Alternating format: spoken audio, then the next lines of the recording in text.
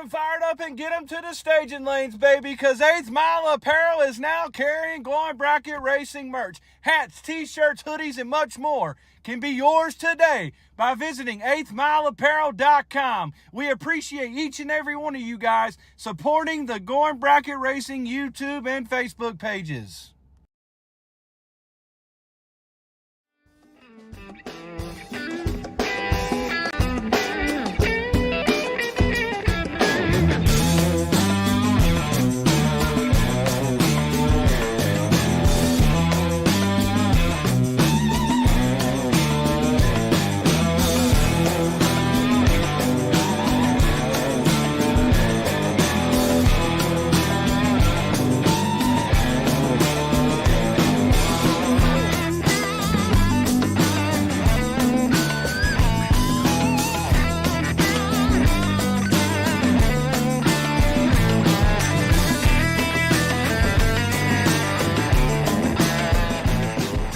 What's up, everybody? It's another Tuesday, July 30th, this time 2024, episode 164 of the Glowing Bracket Racing live show. Always live on YouTube, always live on Facebook, every single Tuesday at 5 Eastern, 4 Central Time. Subscribe to the YouTube channel. You still got a little while. You can subscribe here and get in this tool giveaway. It's one of 6 giveaways we are doing with Proform Parts this month, one of our great marketing partners that's willing to give things away for free. All you got to do is be subscribed to the YouTube channel and let us know what that name is, and you are entered into our drawings. Like I said, there's going to be one today actually for that 8-piece AN wrench set. We're giving away several other items: water pump, starter, alternator, and a couple more things that are engine building tools. So you definitely want to get in on that. All you got to do is subscribe to the YouTube channel. It's 100% free, just like everything else on GBR, because of people like TSR Racing Products, who you can go to get your Power Glides, Turbo 350s, and 727 transmissions from, and Turbo 400s, if I didn't say that already, obviously.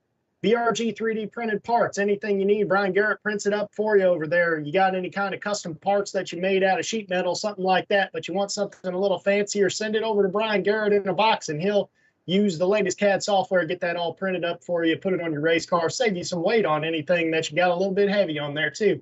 Syntex Printing out there in Temple, Texas for your stickers, shirts, brochures, anything you need for your business or your racing program.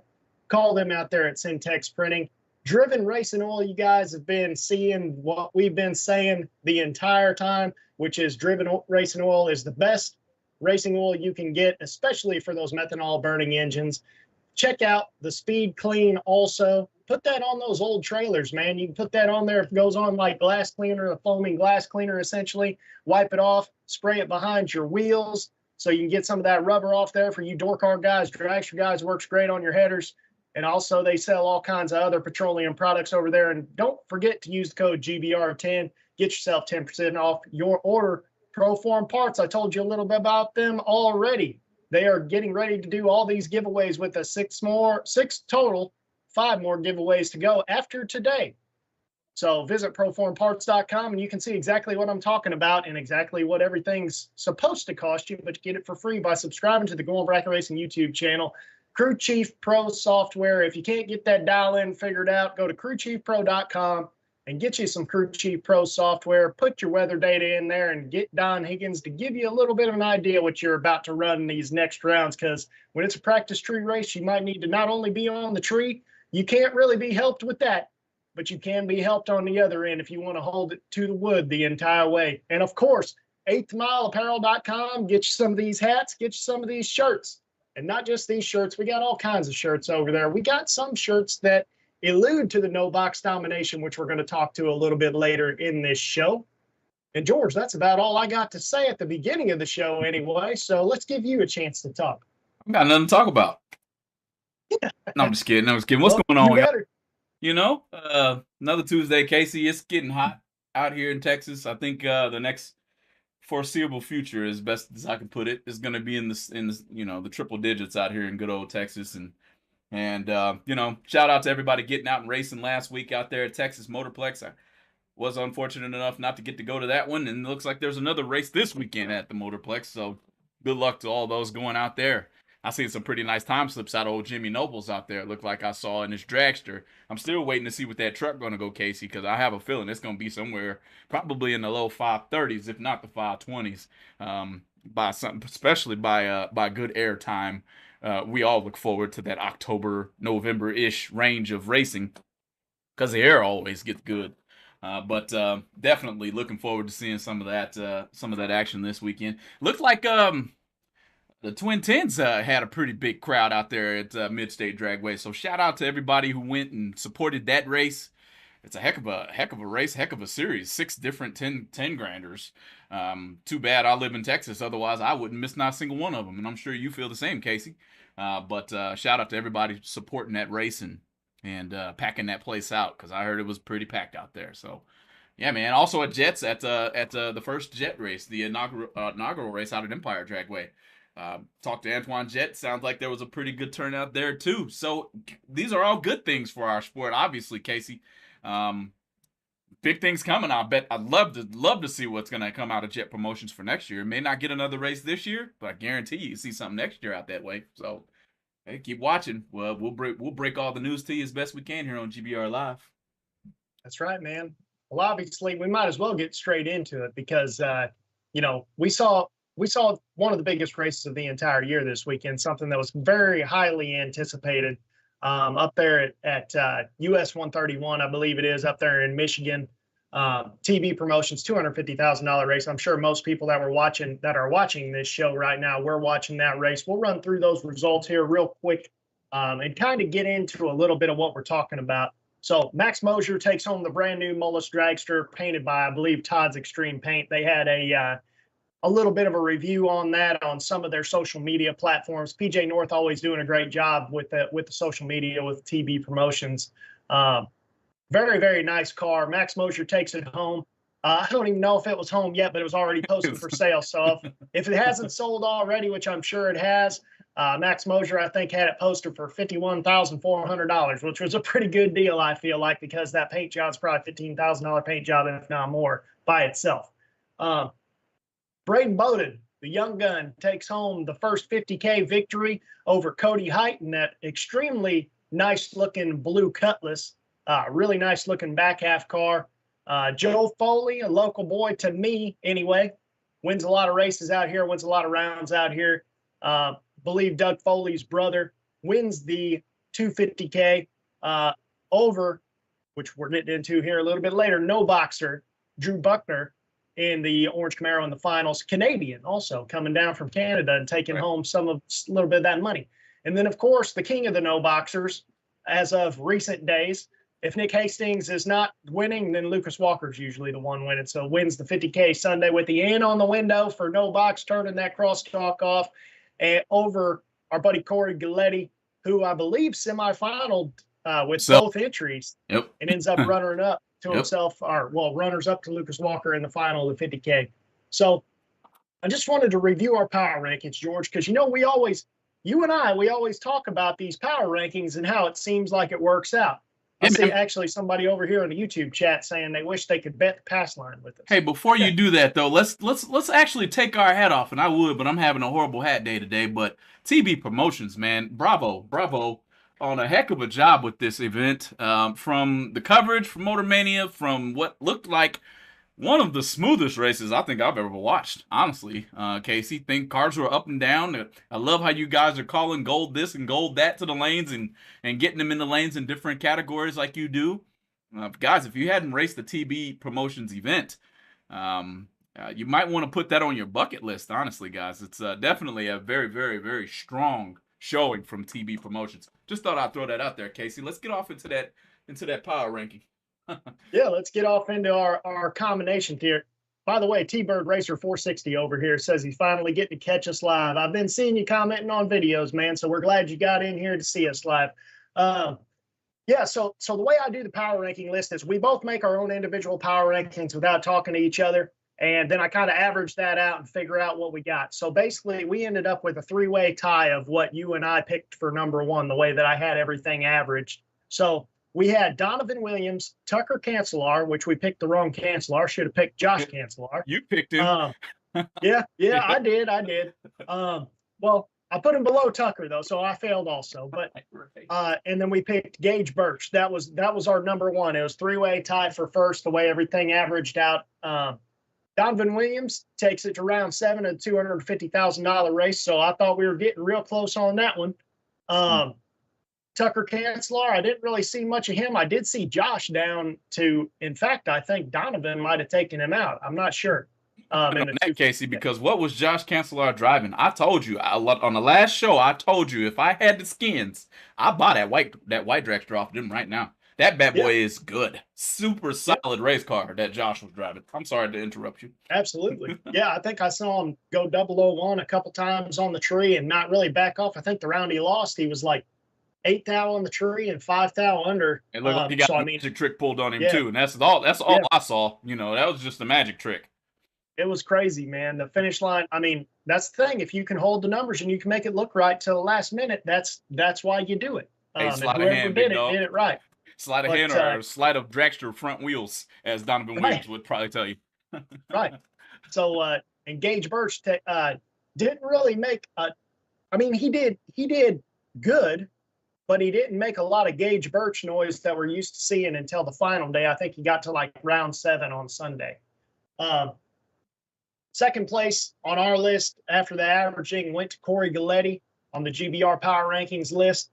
Last day, obviously, Corey all but ended up sweeping the entire deal. So at the semifinals, Corey was still 2 of them of the 3 that were left. I believe that's how it ended up. Maybe Corey got the bye run in one of them the round 4. He ran himself in the semis, though. I think you're right. Okay. Yep. So, but either way, the fact of the matter is, Corey, I believe, was semi'd with 2 entries. I don't know if there were 2 additional entries or if it was only Lucas left. Lucas takes him out. We also had 3rd place was Matt Daddis, 4th was Shane Carr. And that was all of the people that we agreed on our lists. So I was fairly surprised when I saw Matt Daddis, I believe, lose both entries in the big race, which is crazy. So that's kind of something we could talk to, and not to Matt specifically, but I have been noticing, and this is something that that we talked about either Sunday or yesterday. The people that you typically are used to seeing win these big races, and we all know the people we're talking about. You know, there's probably 30 people that at any given point you can figure if there's a 3 to 4 day race, people off that list are going to win one of them. The people who constantly attend these races, who only race big money, don't really race locally anymore. You can usually guarantee that one of those people will win any race that is, say, 50,000 and up. I've noticed when people who are doubled in general, if they lose one entry early in these races that ends up being 8 to 10 rounds, it really inhibits their ability to win the race. And I know a lot of people always say, you know, okay, well, you know, single entries win just as much as double entries. Man, it sure does seem like if you're a double entry, though, that if you lose one early, you don't see them that deep anymore a lot of times, because that's a lot of racing left. What did we talk about, though, Casey? We were on the phone and we said it seems as if a double entry, with the thought of double entering in the first place, I feel like it's either 4th or 5th round. If you've got 2 entries going into 4th or 5th round, there's a very, very good chance that you're going to end up at the end of that race. I wish I had enough time to do the statistics on that and go back and see how many different races that's actually happened at. But man, 4th or 5th round with double entry, and you might as well write that person in the final round just about as it stands, or make them run their stuff in the semis, which we've seen a lot of times. We've seen essentially. Exactly. So yeah, man, I think you're 100% right to bring that up. As far as for double entries going into the event, everybody who's single entered, keep that in mind too. I mean, you knock off one of them entries and you down in there deep, and you know everybody's only got one entry. It's anybody's fight after that, man. So heck of a point. I think there's a point in the race too where and you see a lot of this happening where when you get later in the rounds, I feel like people start getting amped up and they might start getting fired up on the tree, or they feel like they're good on the tree and they take some out of the box or something. But Joe Foley even said, once he got to about 5th round, he started setting up 5 or better because he was really feeling good on the tree. And who won? Joe Foley. Right. So I feel like once you get to that round, if you could still have 2 entries left, that gives you your leeway of your hero run next year type thing. Your 5 total, your 3 total, something that whenever I think I heard this weekend somebody was 5 total and loses. It's and that for sure. Well, I guess not for sure, but more than likely that would have won 99% of the other rounds in that particular round. Well, that's the time you need to be like, man, I'm just coming back around, setting up the same, and I'm going to beat this next guy then. And I saw 68 Camaro was doing that this weekend a couple times in the last few days. Right. No, I think you're 100% right there, Casey. And I want to say if it the no boxer that laid down something nasty against somebody who was 5 or 6 total in the other lane. Yeah, I think it was the orange Camaro did wasn't that. It? I thought so, man. That dude was on the tree. Yo, he was on the tree. He was driving the stripe. I didn't know he was from Canada until late into the rounds, and all of a sudden they're like, oh, this guy drove in from Canada. It's another beautiful thing about having races out at 131, by the way. Being able to draw racers from Canada to come on down and race with us here in the States as well. And hopefully one of these years they'll have something close on the Canada side that's big enough to draw us, us from out of the States into Canada. That would be pretty neat. I've never been to Canada, so I'd like to scratch that off my list too. But I'll tell you one thing. Says he has a bone to pick with me. I think we're going to talk about that on this show. I'll pick my own bones, thank you very much. But I think I know where you're going. We'll discuss it later on. All right, DC, don't come at me like that. Yeah, man. I will say, though, that I used to do some work up in Canada, and I can tell you that when I first started working for this company in, 2012 or something, I went to Canada pretty frequently. And now it's almost impossible to get over the border to do anything there. So I don't know if that's going to happen, to be honest with you. I mean, I don't know. I mean, that's a long story to get into. But let's leave the border. Leave all the border talk alone. Anyway. So I think also while we were watching this weekend, I know I was getting texts where they're like, man, how'd you miss this guy? How'd you not put this guy in your power rankings? What are you doing? What are you thinking? And I was like, man, I did totally miss that. And if I would have thought of it, it's someone who definitely would have been on my list. And in fact, another person I have written down in case you pick this guy for our swing and a miss area is someone else that was on my list that I bumped off. I know exactly who you're picking. Go ahead, throw him out there. So my number 1 person that we swung and missed on was Jeff Verdi. Hey, you didn't get mine. Now, listen, number 1, that car was sweet. We talked about this, yes. Casey. Whose ever ride that car was sweet. To boot, Jeff Verdi got on a string. I think he broke his car and jumped into that one, and then all of a sudden, the Jeff Verdi that you don't want to show up to the racetrack showed up, and he started knocking people off left and right, and big name after big name. I think I watched him race Birch. He laid something so nasty on Birch, Birch just bowed out, I wrote it down. I wrote it down on what he did. So 6th round loss Friday, loses first round entry, or loses the first of 2 entries in 5th round of the 250K, loses the other entry in the semis. So, I mean, it's hard to say, because I was wondering, is that one of Verdi's cars? Because that looks like a Jeff Verdi car. It's extremely nice. It's that 60s era that he likes. It runs right in that 6.0 range that he likes. It does, but don't quote me. I felt like I heard the announcer say that he broke his and jumped in someone else's. So, hey, don't quote me. I could be wrong here, but you're right, Casey. It looks like something Jeff Verdi would definitely drive. He probably owns it at this point anyway, after what I just watched him do in it, regardless. Right. I got some other people that we swung and missed on, but I'll let you get yours in. 0009 was what his car varied to the 330. Okay. I don't care who's driving. If the car is varying 0009 at the 330, you are on your way to a serious payday if you can find any type of comfort on the Christmas tree. Why did I not mention Johnny Ezel, the Johnny Bracket Racer himself, on my power ranking is beyond me. I don't know where my mind was within that one, right?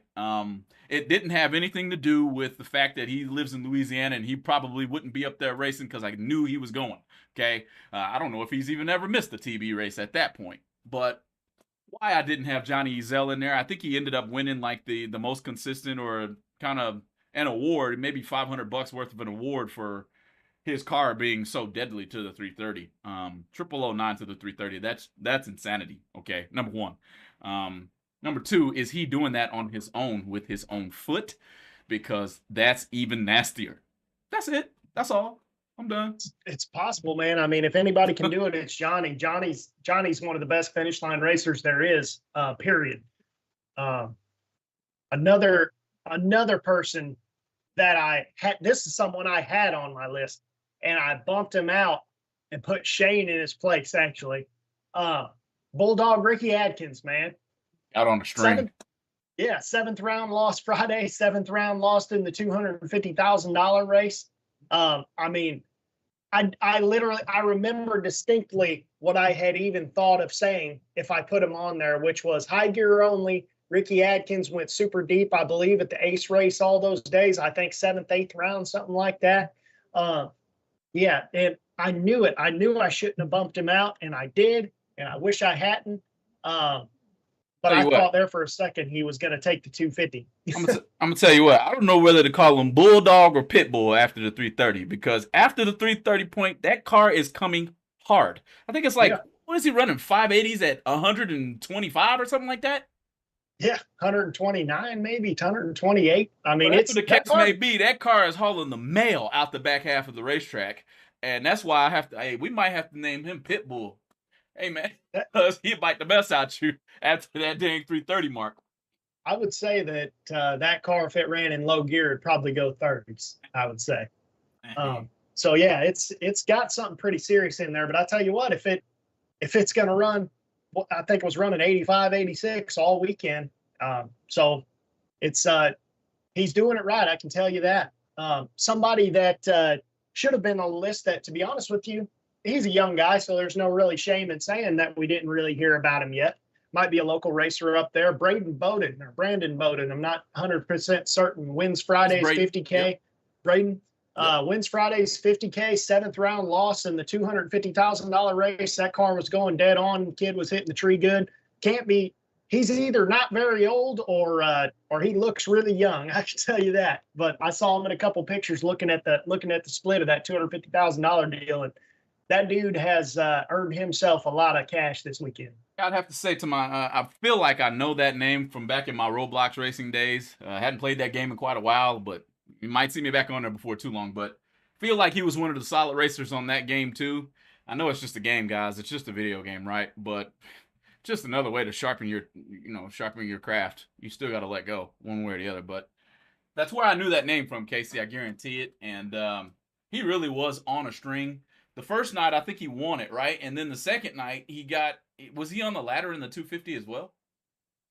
Yes, I know he won 50K, but I think So, better, basically, welcome Braden Bowden to Big Money Bracket Racing stardom. He'll probably become a hired gun, is basically what I'm getting at. People will likely fly him out after putting up a pretty good attempt like that, man. That's getting it done.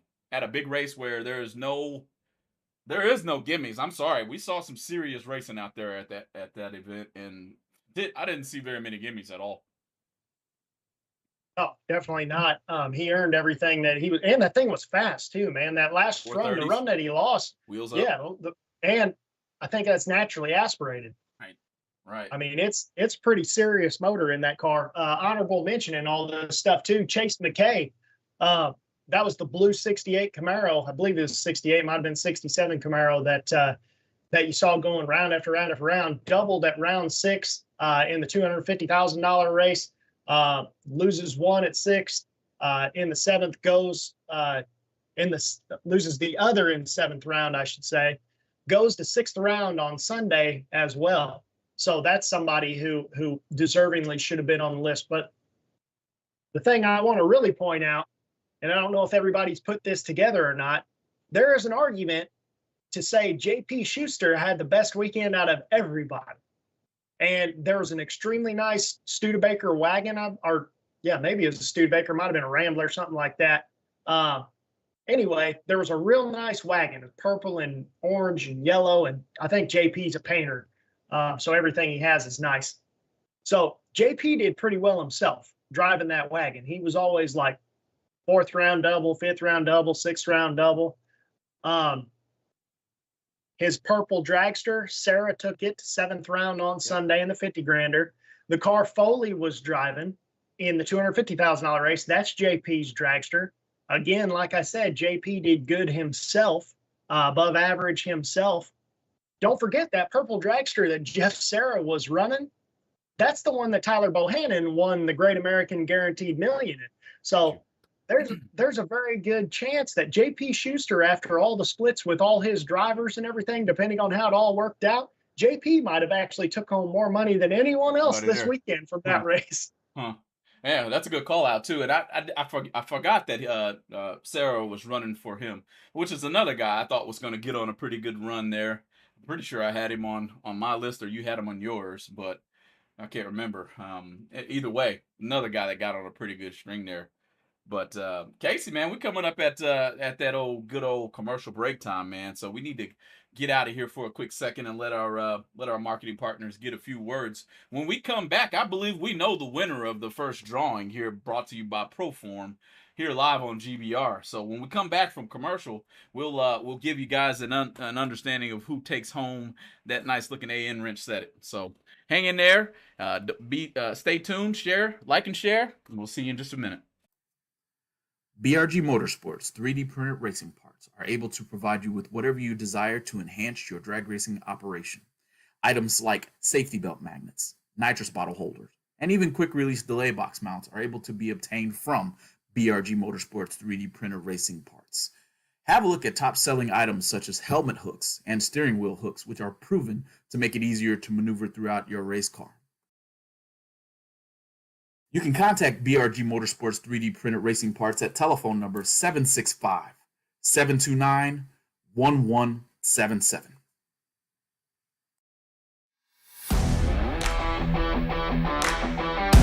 Innovation never sleeps at Proform, and we're making our popular Black Race Series carburetors even better by adding new features that will set them apart from the competition. Some of the newest features include a newly designed main body with contoured Venturas for better airflow, and a new inside and outside two-step down leg boosters for increased atomization and better throttle response. Also, newly designed fuel bowls with increased internal baffling for better fuel control and a lower fuel ramp for reduced turbulence. There are also some new upgrades to point out.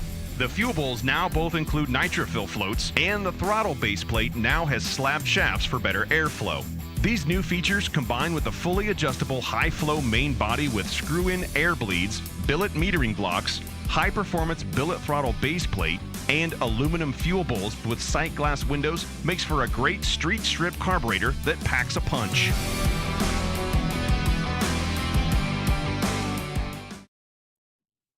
All right, welcome back. GBR Live, episode 164. Guys, we've been doing this for a little while, I guess, Casey. The number always seems to amaze me, even though it's only been a week. So, 164 episodes here. Team 14 Motorsports, TSR Racing Products, Proform Parts, Crew Chief Pro, Driven Racing Oil, BRG Motorsports 3D printed parts, 8th Mile Apparel, Syntex Printing, Ken Jones Performance, and those guys over at Your Ad Here. That's just me and Casey, by the way. But we want to say thank you here from Going Bracket Racing to you guys for being on board with us. You've been behind us for quite a while now, and we can't appreciate it enough.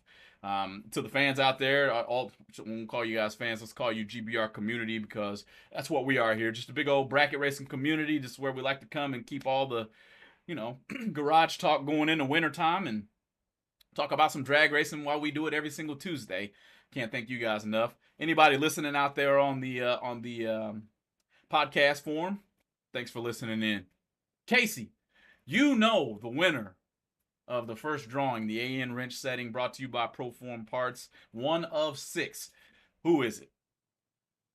Winner is Lance Price, also known as @Lance dash, I think that's a dash hyphen, whatever you want to call it, Lance hyphen D9U. So Lance, send us a Facebook message with your address so we can get this certificate over to you. You just won an 8-piece AN wrench giveaway, courtesy of Proform Parts. Visit proformparts.com for all kinds of tools for your garage, accessories for your race car, accessories for your street car. They got all kinds of stuff, tools, parts, anything you need. Go to proformparts.com. We really appreciate them being one of our marketing partners and doing these giveaways with us. And don't forget, guys, all you have to do to get entered into these drawings is subscribe to Going Bracket Racing YouTube channel. That's all you have to do. So just subscribe there. And whenever we post these drawings, then all you got to do is post your YouTube name in there. Let us know you're subscribed to the Going Bracket Racing YouTube channel. We go back and verify it, and then send us your information. If you are a winner, we'll mail that out to you.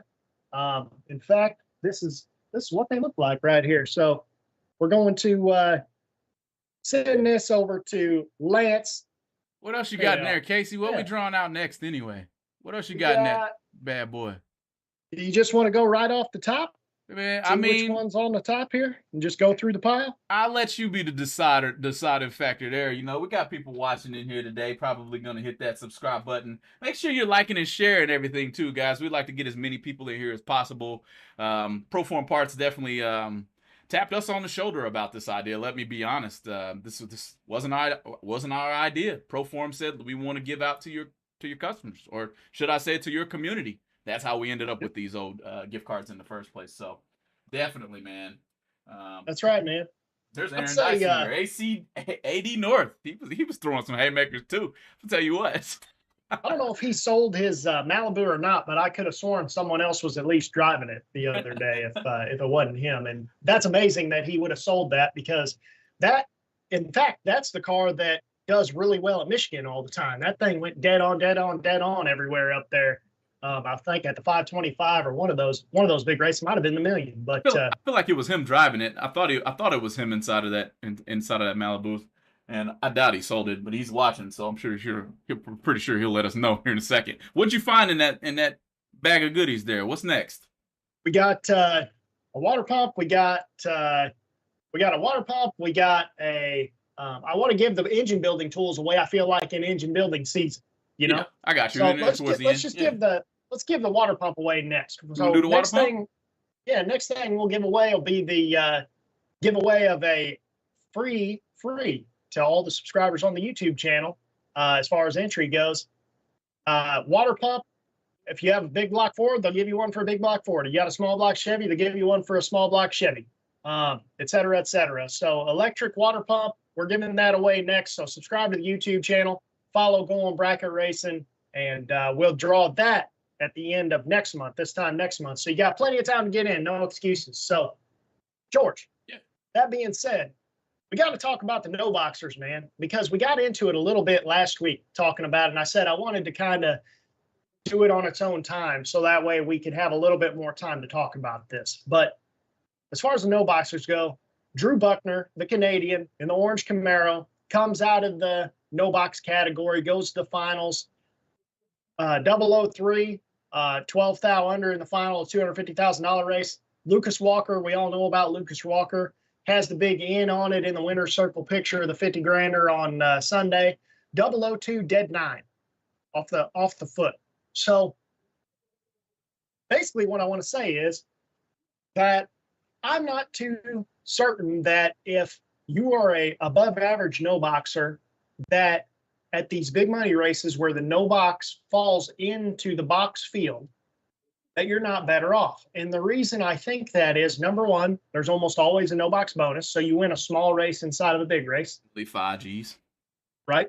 But then what you also do is you're usually falling in around 7th round. So you're falling in to the split of the big race too. So you just won 5,000 plus you're already in the split of the big race. So you just won even more. It gives you an opportunity also, which I think a lot of these no boxers do. make the deal with who's ever in the no box finals, because whoever wins that round isn't usually winning $5,000 or whatever it is. They're usually winning another 10 just by winning that round. So your no box race just turned to a 15, 20 grander. I never really looked at it in that light, Casey. That's an excellent point to bring up. I mean, the loser in that round, they could pull a Casey. Hey, whoever goes the furthest, give us a percentage of the cap, and we're good to go. You know what I mean? Right. You're already in the 7th round, so you're right, man. That's a lot of money to be chopping up right there. But I got to go back to episode 163, push rewind a little bit and recant something that I said during the power ranking, talking about those top bulbers taking over and kind of doing real good and letting go just nasty all the time. And I'm not picking a single no boxer to go on my top 10 power ranking. I say I'm sorry to all of you guys who no box race, because I missed 100% there, dude. So Dylan, you don't have to pick no bones with me no more, man. I came live on the air and apologize sincerely to everybody. Okay. That being said, though, Casey, I believe you're 100% right. Coming out of the no box side, each time I can't count how many times I've seen a no. This isn't new, right? This isn't new. We've seen the no boxer go pretty far several times, especially since Hastings bursted onto the scene as one of the nastiest dudes to do it. You know, so what is this anomaly of coming out of the no box side? I don't think any one of them put a box in their car after they came out of no box, and I guarantee you Lucas Walker didn't. I mean, that's the no box king, one of, I should say. You know what I mean? No box royalty. Let's just put it that way. Maybe they're like Game of Thrones, king of the north, king of the south, whatever you want to call it. I don't know. You know, but no box seems to be the route. Casey, do you have the girth to go for it, should I say? You know what I mean? Would you do it? Enter the no box side of things. Well, what I've always kind of thought about the no box side of things, I think, and I've said this several times, and I've done both of them, and I've done both of them a decent amount. And I think that your top of the line no box racer could be a top of the line box racer. I do not think your average top tier box racer could be a top tier no box racer at the same rate. So I think that's number one. I think also that the very upper echelon, I think that there's stepping stones in everything. And I think in box, you have like, you go step one, then you go level 2, level 3, level 4. And let's just say someone like Jeff Serra is level 4, right? Best of the best. Corey Galletti, best of the best. Gary Williams, etc. There's not a huge distance between level 3 and level 4 in top bulb. But I think in no box, it would be more like you have level 1, level 2, and then you skip to level 7, you know? And I think people like Lucas Walker and people like Nick Hastings, I think those people are like top tier. Kevin Pollard, like those guys. Cerruti is one of them. You know, I can go on and on about all these no boxers, and I don't mean to leave people out, but I can only have so much time here to say what I'm going to say before people get bored. But right. The facts is that I just think that the upper echelon of no box racers are far beyond the above average. I think that they are, you know, eons above everybody as far as skill set goes. And I don't think that there's that much of a discrepancy between above average and amazing in top. But I think there is a big difference between above average and amazing in the bottom bulb side of things. So I guess the roundabout way of getting back to my point is that if you are one of those upper echelon, like top tier guys in no box, I think you have a better shot of winning no box, falling into the race where there's only 2 to 3 rounds left in the big race. So you can kind of have a little room for error where you don't have in the top side a lot of times. But what are we considering upper echelon is my thought. Because in my opinion, dang it, I said it. Where is he? That dude's he's got me worried about it every single time. This Nova fan, isn't it, Casey? Anyway, Yep.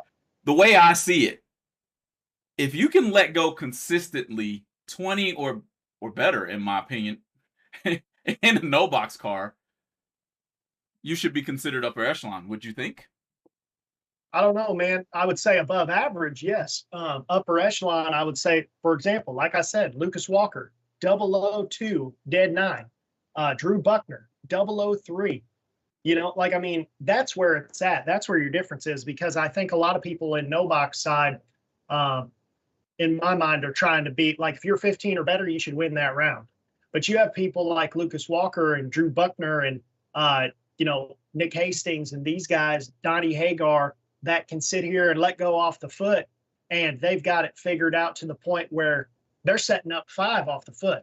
And I don't think that that's how a lot of no boxers race. That's not how top bulb racers really raced until maybe 20 years ago. Then they started setting up tighter. But I still think no box is still in the 1990s, early 2000s way of racing, where they're trying to set up where, off the theory of, if you're red, you can't win. Well, top bulb nowadays, especially if you look at the results from the $250,000 event, I remember one time our buddy Chris Sullivan with the Pro Charged blue and white dragster, I think he got to like 6th round or something in the $250,000 race. He ran somebody and he's perfect and the other guy's perfect, both of them. Yep. That's what it takes to win anymore. Yep. And I think people are racing now where if you're not at that race in particular, if you're not 5 or better, you're behind. I think that's their mentality now. It's not so much about if you're red, you can't win. It's about, well, if I'm not 00, then I can't win. So might as well be red. Well, let's uncover another elephant in the room, because you and I know everywhere we go, and even you in the community, you guys know of somebody who's extremely solid off the bottom. Everybody knows of somebody. You come out here to Texas, you're going to deal with Jake Howard, Kevin Grider. Those are some serious no boxers, okay? You go up to Illinois, you're going to deal with every single Radlowski that you can.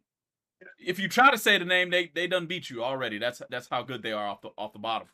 Out there with you, Casey, several bottom bulb racers are great. Why are we seeing some events have lower bottom bulb car counts, if that is the case? Like, I'm trying to figure out why the car count isn't larger for the no box side of the event. Are most of these races capped? And this is, just let me know what you think, Casey. I'm basically asking as I got the question. I don't know the answer. Are most of these no box sides capped, or just not that many people showing up to get in? Because if that's the case, everybody who knows how to no box needs to be in no box at these big races, if that's the case. The no box side on these major races are capped. Like, for example, this was a 32 car field. I know a lot of them are of these big races that are commonly top bulb races. They're capped. And the reason I think that is because, and Jared Pennington, Kohlberg Promotions, those guys, they figured this out. They tried to make, I don't know if it was the WFC or the Labor Day race. I think it was the Labor Day 250K or something. And they didn't have as much participation. That's the best race you can possibly go to. Everybody loves it at track. Everything is, people love going there. But what you have to remember is there's only a lot of people race no box, not because they like foot braking necessarily. It's because that's typically the cheaper route of racing. And that is really the reason why that side of things still exists. Because again, I believe that your average no box racer can be, at the very least, an average top bulb racer, and probably an above average top bulb racer. And it doesn't take much difference. It takes a very cheap delay box to run top ET in anything that's a no box car. Most of them have trans brakes already, so it's just something controlling the trans brake. But the fact is that no box primarily exists because it gives a cheaper route to go bracket racing on the weekends. And they aren't going to go out here. I would say, for example, nowadays, look at this event in particular. And I know this was a major event, so it is what it is. But if you look at the average no box car at this event, and whoever went to this event is going to have top tier stuff, equipment. But your average no box car is maybe 25% of the value of your average top ET car. Let's digest this too out of JJ Pennington. Basically, he says he thinks a lot of no-box racers skip out on big top bulb races because they don't want to swap over into the topped up portion. Yeah. At the same time, he says also the cost of the races are a lot higher, which is what you were getting into. Right. But I'm curious about the not wanting to fall into the top bulb event. This is why. You paid a no-box entry. You fall into top bulb that pays $250,000. I almost did the Donald Duck $1,000. Okay, that's a lot of money. Okay, so to rebut your comment, JJ, what no boxer wouldn't want to fall into top bulb round 7 of $250,000 to win? Well, the thing is, I don't think that's what he's saying. I think what he's saying is a lot of foot breakers don't want to go off the top because JJ's down there in Alabama. Foot brakes, real foot brake, just like it is here in North Carolina. Yeah. So, because there's a lot of places, in fact, probably 75% of places, no box just means no box, but you're still leaving off a button, including NHRA.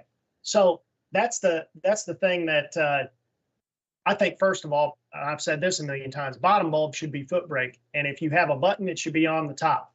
But you can't tell me someone like Lucas Walker, who's leaving off the foot, 002 dead 9, someone like Drew Buckner, 003 off the tree, you can't tell me that they can't just as easily go run foot braking in top bulb, because just because it's called top ET, people think, oh, got to leave off the top. You don't have to. True. It's just you're allowed to. True. So True. There's plenty of foot breakers out there. Eric Amon's one of them that could that's a local guy out here that could foot brake and win his way through top ET just as easy as he could letting go. Another thing I thought I saw this, okay. Did I see a few no box cars entered into top bulb as well, which is obviously smart? Well, yeah, because you can the way that these events work, so 32 cars, you can't double enter. You're not allowed to double enter as a no boxer. You're allowed to double the event just like everybody else is, but you have to run one in the no box side and you run one in top. Andy Schmall did that the other year whenever he was running Biondo's race out there, spring fling race out there in Vegas, the year that he won. I think he won like 400,000 or something like that from Boise, Idaho, in the yellow and white Beretta. I think it says Altronics on it or something like that. But Okay. But anyway, yeah, Andy Schmall, I think he was letting go in the top ET side, and he was obviously foot braking in the bottom bulb side. So there are guys that, once you fall into the top ET side, you can choose to put your delay box back in, and some people go that route. Andy, when he won, he had the delay box in that car. I don't think he was letting go at the end. Let's take this question too from Tex Griffiths real quick, Casey. He's saying, in his opinion, I say that a lot. In his opinion, a foot brake is a wider reaction window than trans brake or box. Right. You agree? Oh yeah, I would say that. I would say for sure there's more leeway. Where if you say, I'm trying to determine how exactly he's saying it, because you could read it two ways. Yes, there is more leeway on the bottom bulb side, where if you miss the tree, you don't necessarily, like if you miss the tree in top, you're almost guaranteed to lose. That's a fact. If the other guy does not miss the tree. That's a fact. If you miss the tree in bottom, like say you're 30 in bottom, it's still a lot of times a winnable race. A lot of you're still in it. Maybe it's not winnable, but you're still in the race. You're not way behind. I got to give you an example of why I think that might be drag racing as a whole. Donovan Williams took out Josh Cancellar, who was 001, and he was, what, 28? Yes, sir. So that magic trick that we talked about in the beginning of the show is obviously capable of happening no matter if you're in no box or in box. The orange Camaro that was in the finals, $250,000 race, didn't have any business being in that final. In fact, I believe he ran Chase McKay, who, Orange Camaro, Drew Buckner. Sorry, I keep calling you Orange Camaro, but everybody knows who I'm talking about anyway. He's like 60 something on the tree, and it was getting late at night, and I think Chase McKay went down there and either gave it back to him or broke out by a little bit, and Orange Camaro goes down there, drops the nose real hard, goes above, and wins the round. Yep, I saw that. I saw that round. Wow. Yep. Okay. Yep. So I don't know, man. I think there's a little truth to the wider spread scenario. Maybe not necessarily at some of these bigger events because a lot of those bottom bump racers were pretty solid off the tree. So yeah, that's why we called this stream up and wanted to call out the fact no boxers. We were not sleep to the fact that no boxes. It's a pretty cutthroat class to be in the first place. But more so calling out the fact that falling into that 7th round has to have some type of an advantage to it, in my opinion. Casey, it has to. Not saying that it's easier to do, but that is a nice position to be in after you've already captured five grand as well. What else we got today, Casey? That's pretty much it, man. That's all I really had to talk about. Just as usual, man, got to give props to the TB crew. Seems like they never have a bad event. Everybody has a great time there. Tyler, I think, was the very first person to go up and congratulate Foley whenever he got back up, whenever he turned around on the track and came back up the track. Tyler was one of the first people there. Brian and Tyler, obviously, always very excited to see people win their races. Bracket racers themselves done it on a very high level themselves. The whole family's involved with it. This is pretty much all either one of them's ever done.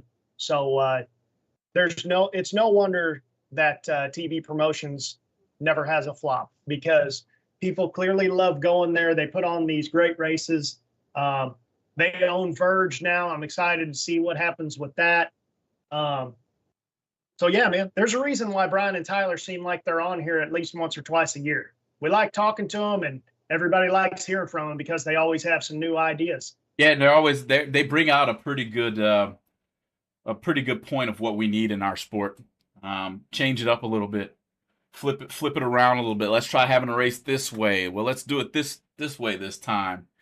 Obviously, a lot of that is likely trial and error, but it's good to see someone learn from their error if they hadn't made any. You know what I mean? So hats off again. I'm not taking my hat off Brian or Tyler at this moment, but good job with that event, man. That was a heck of an event to watch. You know, Yep. Looking forward to the next one. Kill Care is going to be even better. Yep, and they're going to be around a long time, man, because they're both young guys, and that's something that everybody always talks about in this sport, where, oh, the sport's getting older as a whole. Well, it sure doesn't look like it, man. There were a whole lot of young guys in the winner's circle this weekend, you know, and there are a lot of young guys participating, a lot of young guys doing very well, and young guys putting on the race. So I think as long as everything stays straight and the good Lord shines down on us, then I think that we'll be doing a lot of this big money bracket racing for a very long time. Definitely a true statement out of you, Casey, as I make a mistake here on the other computer. But great statement out of you. Jeez, let me mute it. And Casey, man, before we get out of here, guys, don't forget a water pump is going to get given away, and not just any water pump. A water pump of your choice for your engine will be given away next. Casey and I will come up with the date that we're going to drop it into the Facebook, into the YouTube, wherever you need to be, to make sure you're subscribed in each location to get this to get yourself entered into this free giveaway brought to you by Proform Parts. Casey, man, I think we've said it all today. Guys, we appreciate you joining in and coming and talk with us today. And I guess we'll see you guys next Tuesday on another episode of Going Bracket Racing Live. Have a good one.